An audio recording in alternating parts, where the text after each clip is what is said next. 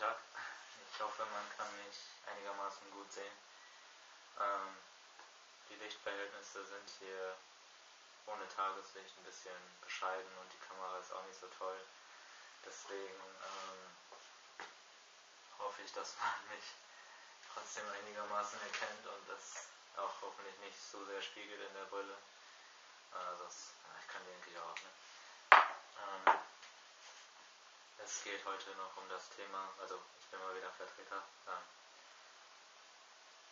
Es ist Mittwoch, es ist der letzte Tag des Themas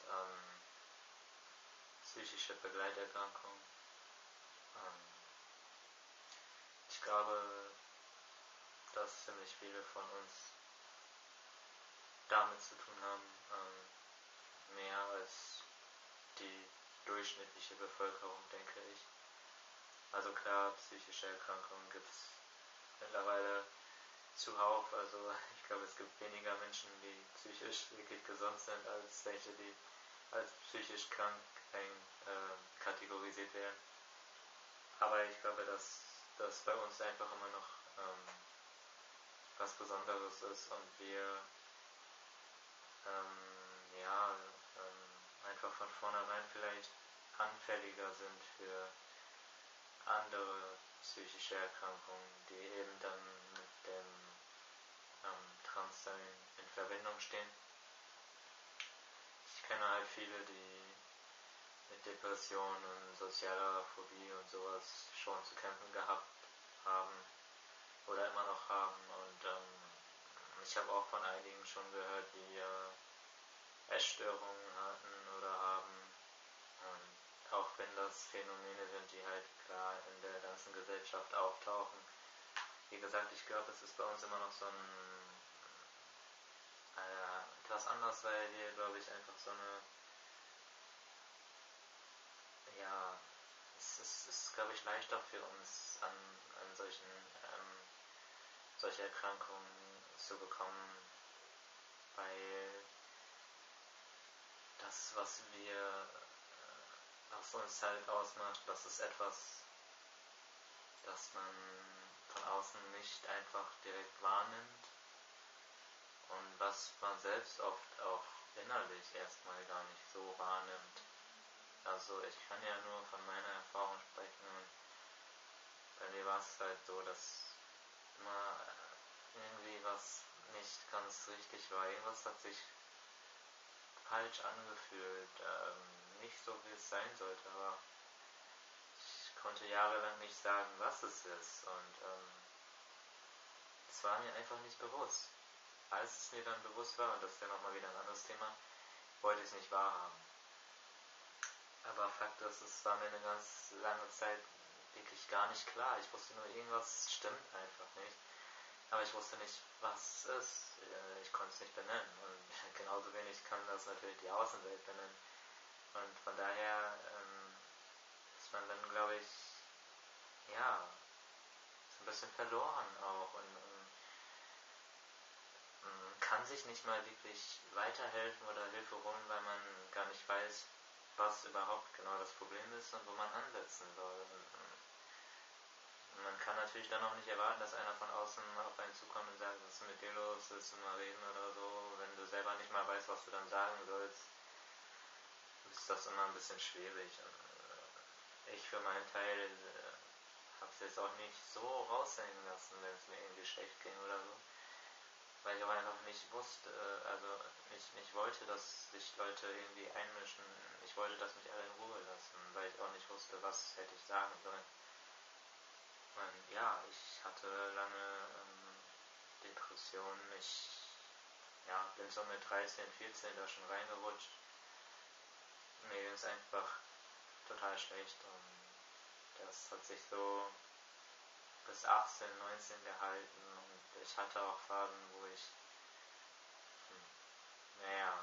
einfach auch nicht mehr wollte und mich selbst auch verletzt habe, absichtlich. Und das war keine schöne Zeit.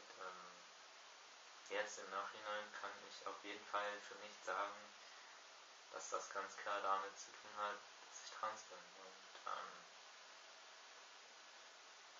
wie das jetzt zusammenhängt, ja, wahrscheinlich dass ich mir eben nicht bewusst war, wie ich bin, war wahrscheinlich ein großer Teil dessen, dass die Depressionen aufgetreten sind und auch mein ganzes Verhalten. Ich war in der Schule damals nicht besonders ja, beliebt und wurde halt auch naja, gemobbt und war immer ein Außenseiter, was eigentlich im Grunde für mich in Ordnung war, aber ich habe mich nicht nur anders gefühlt als die anderen quasi, ich habe auch immer von denen, die ja, das wiedergespiegelt bekommen, dass ich anders bin als sie, dass sie das auch so wahrnehmen wie ich. Und so weil stand ich natürlich schon ziemlich außerhalb und sich so alleine zu fühlen dann in der Schule, in der Pubertät, das ist glaube ich, naja, es ist schon ziemlich hart und dann isoliert man sich immer mehr und gerade in der Pubertät, wo es glaube ich echt wichtig ist, bestimmte Erfahrungen zu machen, gewisse Entwicklungsschritte gehen zu können. Wenn man das eben nicht kann und nicht tut, dann ich finde, dann ist es ein leichtes, in so eine psychische Sache zu rutschen, in Depression oder sowas zu entwickeln. Und ja, es wurde dann halt ein bisschen besser, dann kam aber dazu, dass ich halt Sozialphobiker geworden bin, quasi auch durch diese Isolation, dadurch, dass ich irgendwie mich nicht richtig entwickeln konnte. Das hat mich in diesem sozialen Umgang und auch durch diese Mobbing-Erfahrung einfach total unsicher gemacht und ich bin immer eher ein ängstlicher, vermeidender Typ gewesen und ja, das verstärkt sich dann noch und dann ja, habe ich halt die Diagnose Sozialphobiker bekommen und das passte damals auch und das hat halt auch so 2-3 Jahre angehalten. Es wurde aber immer wieder ein bisschen besser, weil ich irgendwie dann doch wieder ein soziales Leben aufgebaut habe und teilweise halt auch gezwungen war, mich dieser Situation auszusetzen und dann gesehen habe, das ist gar nicht so schlimm. Aber ja, es wurde halt auch deswegen immer besser, weil ich immer mehr zu mir gefunden habe und immer mehr ich selbst wurde quasi. Ich bin da reingewachsen, so in mein Ich quasi und habe mich dann ja auch äußerlich verändert und das hat dann halt schon geholfen und ja, es ist irgendwie seitdem klar war für mich selber, ich bin so und ich muss das machen und ich mache das auch und dieser Moment, wo ich entschlossen und auch irgendwie erleichtert war, dass ich jetzt weiß, was los ist und dass ich was machen kann, damit es mir besser geht, von da an wurde die Sozialphobie auf jeden Fall viel, viel besser. Und seit der VL und seit Testo und alles bin ich kein Sozialphobiker mehr. Nicht so, dass es einen pathologischen Ausmaß hätte. Ich bin immer noch manchmal unsicher in sozialen Situationen, was man mir aber wahrscheinlich auch gar nicht unbedingt anmerkt. Und manchmal bin ich auch noch ein bisschen schüchtern, weitaus weniger als früher. Aber das natürlich geht das nicht ganz weg, das gehört auch irgendwie zu meiner Persönlichkeit. Aber es ist nicht mehr in krankhaften Ausmaße, deswegen ist für mich ganz klar, dass das auf jeden Fall auch was damit zu tun hat. Und deswegen, sowas kann sich dann natürlich auch quasi erledigen, wenn man sich sicher ist, wer man ist und was man machen muss, damit man endlich man selbst sein kann. Wenn man das erstmal hat, dann können sich solche Sachen auch irgendwie von selber regeln. Aber wie gesagt, ich glaube, das ist für uns sehr viel leichter, da reinzurutschen, weil es ist ja nicht nur, dass wir quasi ein Problem mit uns selber haben, unserer Identität, sondern man hat auch immer diese Probleme mit der Wechselwirkung, mit der Außenwelt, mit der Umwelt. Und selbst wenn für dich schon klar ist, du bist so und du musst das und das jetzt machen, wir kennen das ja alle, Geduld, die ganzen Wartezeiten auf irgendwelche Gutachten, auf irgendwelche Termine. Du selbst weißt vielleicht schon, was Sache ist, andere wissen es vielleicht ja auch, aber trotzdem verändert sich für die äußerlich nichts und die behandeln dich vielleicht trotzdem noch wie vorher.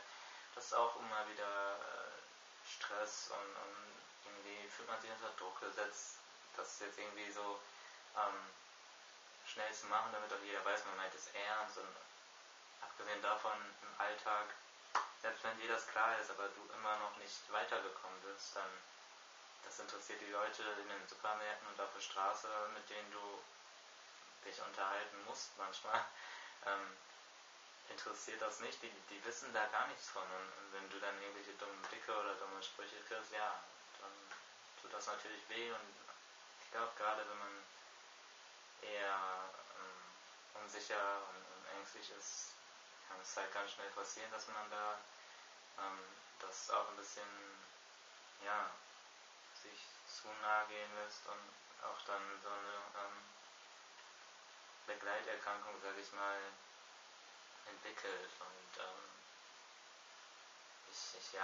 ich glaube Depressionen sind schon sehr häufig in unserem Fall, genau wie Essstörungen, weil man einfach dadurch vielleicht das Gefühl hat, man kann seinen Körper irgendwie kontrollieren und in eine Richtung bringen, die einen irgendwie etwas zufriedener werden lässt, sag ich mal, wenn man jetzt einfach versucht, ganz dünn zu sein, damit man eben möglichst wenig Rundung hat oder so, aber ich glaube, man muss dann irgendwann auch erkennen, dass einen das auch nicht weiterbringt, genauso wie der umgekehrte Weg im Essen irgendwie Trost zu suchen, was natürlich nicht nur ein für uns spezifisches Problem ist, nein, aber ich glaube, es ist schon relativ verbreitet auch und ich kann es auch irgendwie nachempfinden, klar. Aber ich glaube halt so, Depression ist schon ziemlich das, was, glaube ich, viele von uns schon irgendwie mitgenommen haben, sag ich mal. Und ja, in meinem Fall war es halt wirklich so, je näher ich mir selber kam, desto besser wurde es in dem Punkt wieder mit den Ängsten und mit den Depressionen auch. Und jetzt in den letzten 2-3 Jahren, wo das halt alles wirklich wo meine Transition quasi passiert ist, hatte ich fast gar nichts damit zu tun mit Depressionen. Die sind jetzt wieder aufgetaucht, gut, warum auch immer. Vielleicht habe ich einfach das Pech, dass ich da ja eine Disposition habe oder dass meine Serotoninwerte im Hirn irgendwie nicht so anspringen wollen, was weiß ich. Vielleicht wäre das auch so, wenn ich normal wäre. Aber ja, ich denke, man muss halt daran arbeiten. Das Problem ist halt, das sind dann wieder 1-2 Baustellen mehr natürlich, aber ich glaube, wenn es wirklich nur Sachen sind, die mit Trans zusammenhängen, dann lassen die sich eher und einfacher aus dem Weg räumen, sag ich mal. Weil wenn Trans halt die Ursache ist für eine Phobie oder eine Angst, dann, wenn man an die Wurzel des Übels geht, also an die Ursache, dann erledigt sich das zusammenhängende Problem meistens ja auch. Und, ja, ich finde das immer schwierig, da die richtige Wortwahl zu finden, weil das Problem erledigt sich, das ist so, ja, ich finde, das kann man eben nicht ganz so sagen, weil psychische Erkrankungen oder so, das ist etwas mit Gefühlen zu tun, auch für mich und mit, ja, mit so Routine auch, die man einfach irgendwie drin hat, so eine gewisse Gefühlslage, so gerade bei Depressionen und so, es ist halt unglaublich schwierig da rauszukommen und auch Ängste, man trainiert sich selber irgendwie so ein Verhalten an, wenn man bestimmte Sachen vermeiden will. Und auch wenn es einem besser geht, manchmal, das merkt man gar nicht immer, rutscht man unbewusst wieder in dieses Verhalten rein, weil einem irgendwas vielleicht gerade unangenehm ist oder so. Obwohl man eigentlich nicht mehr Sozialphobiker ist, kommt es eben dennoch vor, dass man manchmal Situationen hat, wo man wieder in so ein Verhalten reinfällt. Und das ist eigentlich natürlich ist das nicht gut. Und deswegen diese Strategien, die man sich selber manchmal erarbeitet, arbeitet, das ist ja in dem Punkt ja nichts Positives. Ja, ich glaube, die bleiben einfach eine lange Zeit, wenn man nicht wirklich hartnäckig daran arbeitet, dass man das verbessert, und manchmal möchte man sich auch einfach nur da drin suhlen in seinem Leid und seinem anstrengenden Dasein und einfach sagen, oh, ich kann nicht mehr, ich habe keine Kraft mehr, aber gerade das ist meistens falsch. Klar gibt es Tage, an denen darf man sich das mal erlauben, aber an den meisten Tagen sollte man, glaube ich, schon sagen, ich habe zwar das Gefühl, ich kann heute echt nicht aufstehen, aber ich mache es einfach und ich mache, was ich tun muss. Und am Ende des Tages werde ich immer noch müde und kaputt sein und denken, es hat sich überhaupt nicht gelohnt, aber irgendwann kommt der Tag, kommt der Moment, wo man weiß, dafür bin ich jeden Morgen aufgestanden. In unserem Fall ist es meistens ja schon etwas, was man so am Horizont sehen kann. So, wofür stehst du auf? Für den ersten Termin beim Endo und dann wieder für den Gerichtstermin bei der VN und dann für die OP. Und ja, das ist natürlich dann die Frage ist dann, wenn du das alles hinter dir hast, wofür stehst du dann auf? Und eigentlich sollte es dann einfach sein, die Antwort zu finden, weil man endlich sein kann, wie man ist und sein Leben wirklich leben kann. Und ja, aber wenn man diese Antwort eben sich nicht sofort geben kann, dann muss man danach suchen, eine andere Antwort zu finden. Und das ist eben auch nicht ganz so leicht. Und deswegen, ja, vielleicht hat die Depression immer noch was damit zu tun, dass ich trans bin. Ich will es jetzt nicht einfach darauf schieben, das ist ja auch so leicht. Aber ich denke schon, dass es eine Menge damit zu tun hat. Und es ist halt schwer zu sagen, ob alle von uns, die psychische Begleiterkrankungen haben, diese auch von alleine, sag ich mal, gehabt hätten, wenn sie normal wären. Das glaube ich aber nicht. Ich glaube, es hängt schon immer ein bisschen damit zusammen, mindestens. Das heißt natürlich nicht, nur wenn man den Weg geht, ist dann vielleicht auch bei jedem sofort das Problem erledigt. Vielleicht behalten manche auch eine gewisse Begleiterkrankung. Aber ich glaube, bei vielen wird es halt erstmal dadurch ausgelöst, dass man trans ist. Und naja, wenn es einmal da ist, so eine psychische Erkrankung, dann ist es halt eben schwierig und anstrengend, die in den Griff zu kriegen. Und ja, wie gesagt, ich denke, es ist für uns einfacher, da reinzurutschen. Nicht, weil wir irgendwie nicht stabil wären psychisch oder willensschwach wären oder sowas, gar nicht, nein, im Gegenteil, aber ich denke einfach dadurch, dass man so eine große Last hat, sage ich mal, die man erstmal bewältigen muss und deren man sich erstmal bewusst werden muss, ist es halt, ja, es ist, glaube ich, bei uns schneller der Fall, dass wir in so Verhalten reinrutschen, was man gemeinhin als psychisch krank bezeichnet. Und ja, ich finde, man kann es auch so als zeichnen, weil meistens fühlt man sich selber ja nicht gut damit. Als ich diese Ängste hatte und soziale Situationen überhaupt nicht aushalten konnte, mich isoliert habe, da ging es mir auch nicht gut damit und ich wollte es auch nicht mehr so beibehalten. Aber das von sich aus zu ändern, ist sowieso sehr, sehr schwierig. Und ja, ich denke aber, dass, ja, man muss dann halt zusehen, dass man sich irgendwie Hilfe holt, und ich glaube, bei Therapeuten ist es dann auch wichtig, den richtigen zu finden, der nicht nur sagt, ja, hast du Pech gehabt oder so, oder du bist halt trans, das liegt halt daran, das geht schon irgendwann weg, so, das ist halt der falsche Ansatz, aber ja, ich weiß auch nicht, wie man sowas verhindern könnte, dass das auftritt. Klar, manches lässt sich bestimmt beeinflussen, wenn die Umwelt eben mit einem schlecht umgeht, schlecht reagiert aufs Outing oder so, dann ist das vielleicht ein Punkt, wo man ansetzen kann, jemandem helfen kann, jemanden da rausholen kann. sodass gar nicht erst irgendwie sowas ins Rollen kommt, dass man Depressionen bekommt oder so. Aber so in meinem Fall wüsste ich jetzt nicht, wie man das hätte verhindern sollen. Weil das Bewusstsein, dass man trans ist, muss aus sich selbst rauskommen. Irgendwann kommt das. Und bei mir war es halt so erst so mit 21, 22. Aber dann war mir halt klar, warum mein Leben so verlaufen ist. Als ich 14, 15 war und es mir so schlecht ging, hatte ich keine Ahnung warum. Ich wusste einfach gar nicht, was los war. Ich wusste nur, mir geht's beschissen und eigentlich will ich diesen ganzen Scheiß nicht. Aber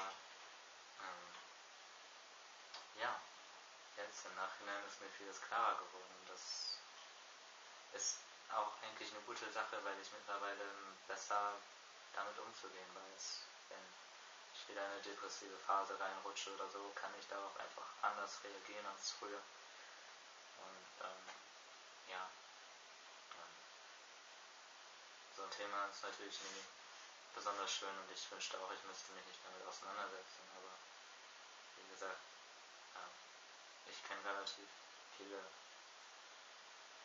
die auch mit solchen Sachen eben zu tun haben und daran zu knabbern haben. Und es ist eben ein weiterer Punkt, wo wir einfach dann kämpfen müssen. Aber ich glaube, wenn man diesen ganzen Weg hinter sich gebracht hat, dann kriegt man sowas auch hin. Und ich denke, viele von uns sind schon echt starke Persönlichkeiten, wir müssen viel aushalten.